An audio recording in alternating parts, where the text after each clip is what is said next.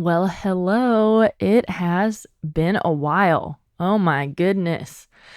And today's episode actually is kind of playing into and speaking into where I'm coming from these past 2 months, where it has been a ghost town over here in my podcast world. But I hope what I've learned during this time can be an encouragement to you and help you to continue to pursue your dreams, your goals, lean into what God has called you to in this season of motherhood. We know that you're thinking about it, you're planning, you might be researching all the things, making all the lists, and somehow your follow through just isn't there. So today we're actually talking about how perfectionism can kill your dreams. And I don't want it to kill your dreams. I don't want it to kill my dreams. So we're going to dig in together and figure out what does it look like, but then also what can we do about it? Welcome to Becoming a Mindful Mom. I'm your host, Courtney Tong, and I am a wife and a mom who believes that our spiritual life doesn't have to be stale and stoic, but that it can be beautiful and flowing into every part of our life, our marriage, and our motherhood. If you are tired of feeling overwhelmed, isolated, and simply surviving in motherhood, you are not alone. I want to equip you with the tools to have healthy boundaries, authentic connections with others, and a flourishing spiritual life. If you are ready to become the best version of you as a beloved daughter of the King, as a spouse, as a mom, as a friend, you are in the right place. I want you to go to the microwave, grab the tea or coffee that you already forgot about, throw some ice in it like we did it on purpose, and let's get started. Okay, mama, so I see you. You have your child, you have your kids that you love so much, but you know that God has placed some other little dream or some other thing or idea on your heart that might seem totally unattainable. It might seem overwhelming. It might seem like this just isn't the season. And some of those things might be true. But I think a lot of times we're being held back by some of our own tendencies, by some of our own thought patterns versus by like the reality of, okay, it's just really not your time. Again, there is a season for that.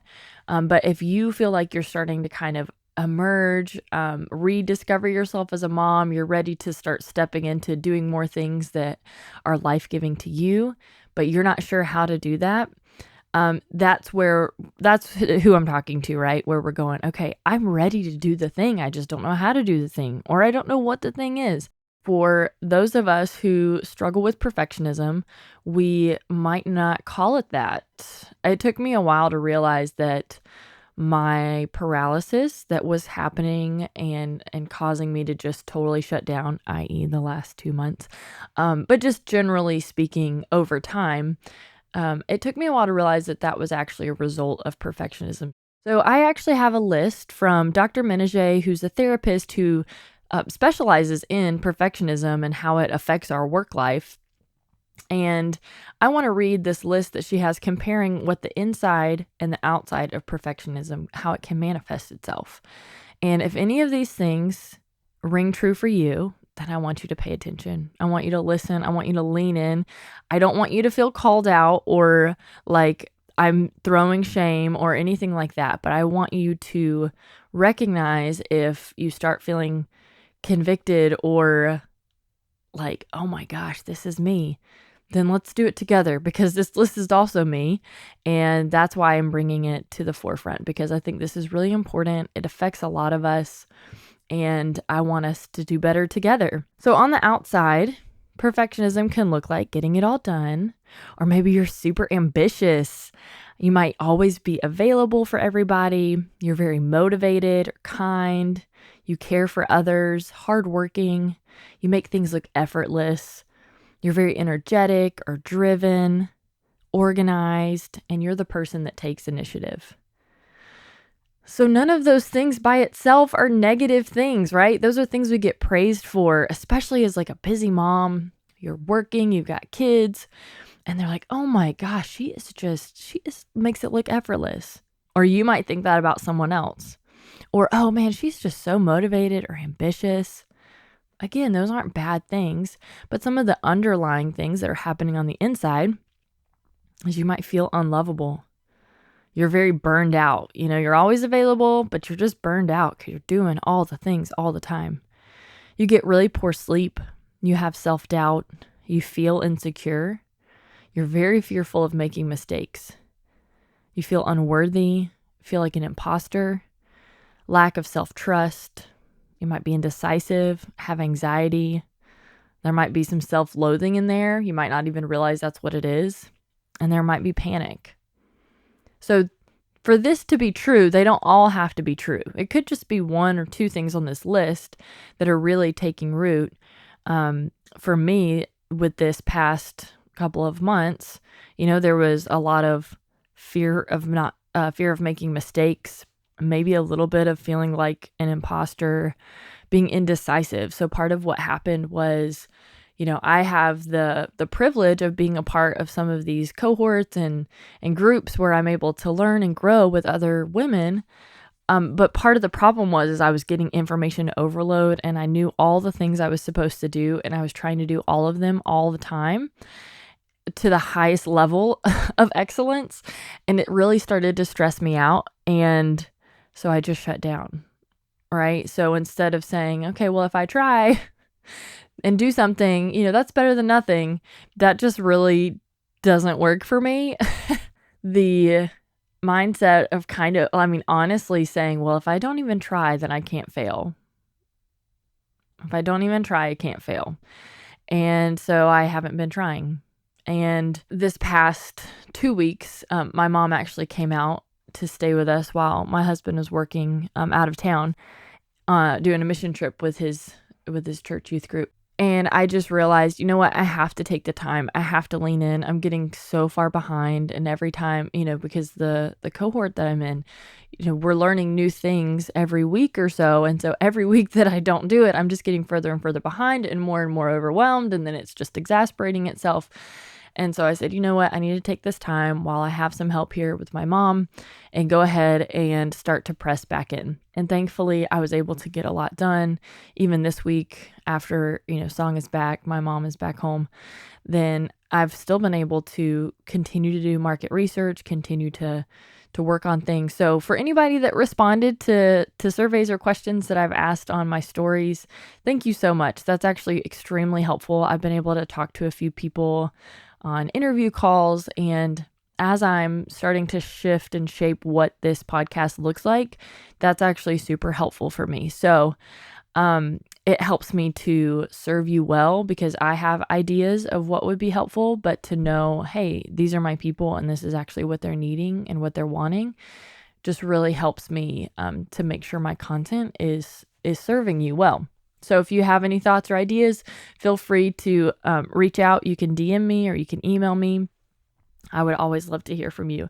But so let's continue to look into this. So we've kind of had the symptoms exposed. Like I said, this can manifest itself in different ways. Some of the ways that it can manifest itself might look like, that fear of making mistakes. So you're just totally either making mistakes or just appearing like you have flaws. That can go a few different ways. Having unrealistic standards for yourself. I mean, if you're anything like me, just learning to give yourself grace in this season of motherhood and working and being busy and wanting to be present with friends and wanting to do all the things, and then somehow grow a podcast or a business on the side. So just unrealistic standards could be for what you're accomplishing or what you're doing as a mom or what you're doing just outside of motherhood to grow your dreams or your goals. You might have an approval addiction, like really wanting the approval of others. People pleasing at the core of it is really just this perfectionism, right? It's not just, oh, I want to please you. There's also a little bit of approval that's tied into that. I want to please you so that you then approve of me, kind of thing. Compulsiveness, so having to have things a certain way. This kind of came out like a few weeks ago when somebody was helping me do my dishes and they went back in the wrong drawer. And I was like, you know what, how about you just let me put them up? I didn't say that. That's what I said in my head. And then at some point I had to be like, just let it go. Like, you'll find the cup, you'll find the Tupperware. It's fine if it's in a different drawer. And I do think there's a value to being organized. But when I was in the position of receiving help because I was overwhelmed, and then I'm getting compulsive about where my things go in the cabinets or the drawers, it's defeating the point, right? Just being very set on results. So if you're getting so tied up in, okay, it's got to be A plus, top notch, the very best, excellent, perfect every time, then that can really start to constrain your time and your energy. But that's probably one of the most obvious signs of perfectionism. Like, oh, it's just got to be perfect and like the best all the time. And then I think just getting stuck in your thoughts. So you might be ruminating on something over and over and over. I could have done it this way. I should have done it that way. I should have responded to this person better or whatever. When you kind of get stuck in that thought pattern, that's another way that perfectionism can manifest itself as something that needs to be addressed. Okay, so if it just keeps coming up over and over and over and you just can't let it go, then yeah, it needs to be addressed. So these are ways that, we've got external ways that we're perceived, things that are going on internally, ways that it can manifest itself. But I also want us to look at, how do we start to shift this? How do we start to address this? I love this quote from Brene Brown. She says, "If you don't want to burn out, then stop living like you're on fire." And I think that's so true, right? We live at this extremely high pace all the time. Like, everything is super urgent. We have to respond to all the text immediately. We have to. And it's this, we're living like we're on fire. Everything needs to be addressed right now, and not just addressed to the best of our ability and yada, yada, yada. So even though she's not talking specifically about perfectionism, I think this does apply to a lot of the tendencies that come out from that. So one of the things that I think annoys me the most, and if you're somebody that struggles with perfectionism, you might relate as well, is when people are like, well, just, it doesn't have to be perfect, just good enough. Just get it out there. And I'm like, well, you're obviously not an Enneagram 1. That's not how that works. Like, no, I'm not just going to do good enough. Are you kidding me? That sounds terrible. Like, literally, it makes me like cringe on the inside. I'm like, good enough. Who are you kidding? So my friend and I joke around because we both do like freelance work, and we've worked with Enneagram 3s who are high achieving, and they're okay with just like, good enough. Let's get it. We got to move to the next thing, It's a different kind of high achieving, and so it just comes out differently. And for me, that wasn't helpful advice, for somebody that does lean that way and can accept that advice. Great. If that helps you, then I want you to receive that. You know what? Good enough is okay. And that's true. But again, it just didn't really help me specifically. So I kind of wanted to look at, how do we look at that in a different way? And I saw two things. One, it said, it doesn't have to be perfect, but it could be excellent. And that helped a little bit. Like, okay, not perfect, excellent. It's still good. That's excellent sounds better to me than good enough. But somehow, I don't know, that just wasn't totally alleviating the stress for me or totally helping me shift, because even my excellent, I feel like, is still going to be very highly edited or worked on or perfected, or, even though it's not perfect, it's still going to be a lot of effort put in. So something that I found that was even better than this, it was a quote from a blogger that I found on Pinterest called Destiny by Design. And she said this: for your work to be valuable, it doesn't have to be good to the masses or perfect to the masses. It just has to be helpful to one person. And to me, I really liked that. For your work to be valuable, it doesn't have to be good to the masses. It just has to be helpful to one person. So reframing this perfectionism from, okay, everything I need to do has to be to the highest quality and level all the time, because what it's reflecting back on me, and also, my quote, selfless excuses. Oh, I want it to serve people well, and I want it to serve as many people as it can well. Like, for instance, if I'm doing a podcast, right? Okay, what do I talk about? How should I do it? But for that shift of saying, okay, instead of this perfect or excellent or good enough, why don't we frame it as creating something that's valuable? So how do we make it valuable? It doesn't have to be good or helpful, valuable to the masses, but if it can help one person, like, how beautiful is that? So I hope that encourages you. Maybe it doesn't, but to me, it really struck me like, oh, right.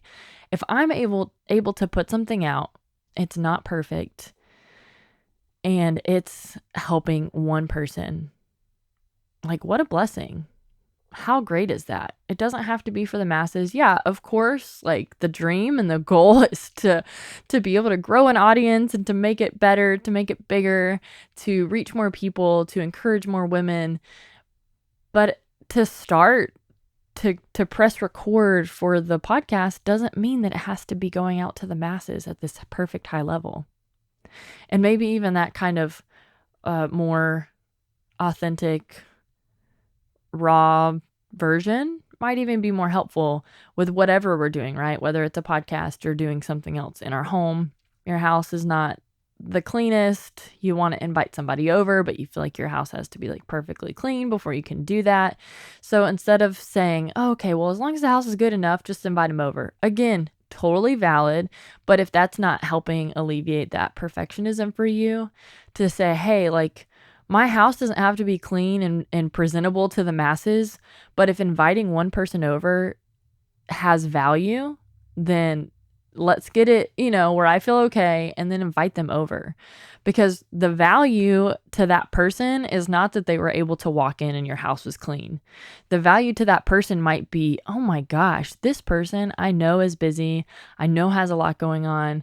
I know didn't have time to clean everything, but like, she invited me in to the mess. She invited me into her life.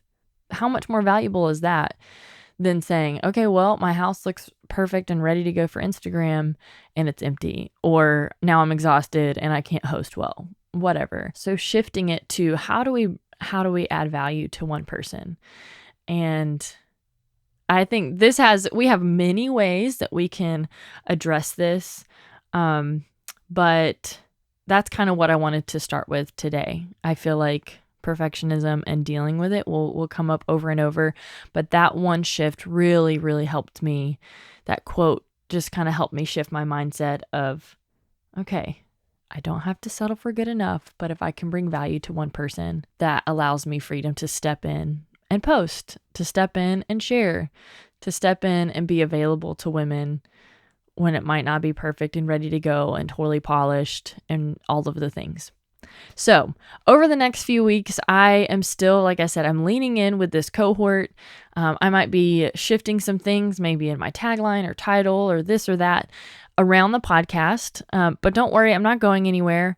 I'm just kind of tightening things up on the back end, growing as I go, which, sucks. I would rather it just be great when I started.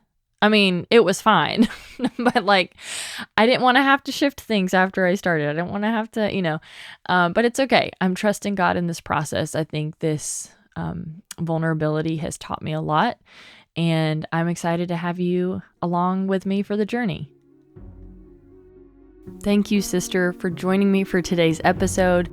Whether you were preparing dinner, doing laundry, nursing the baby, or commuting to work, I am glad that you brought me along for the journey. And I would love to connect with you over at Instagram or our Facebook group, both of which are linked in the show notes. Or you can shoot me an email. I would love to hear from you. Don't forget which Bobby you feel. All right, there you have it, folks. Straight from the mouth of babes. That's my son. If you are blessed or encouraged by this episode, it would mean so much to me if you would take a quick moment and leave a review. And if you have a mom friend that you think needs to hear this episode, be sure to share it with them as well.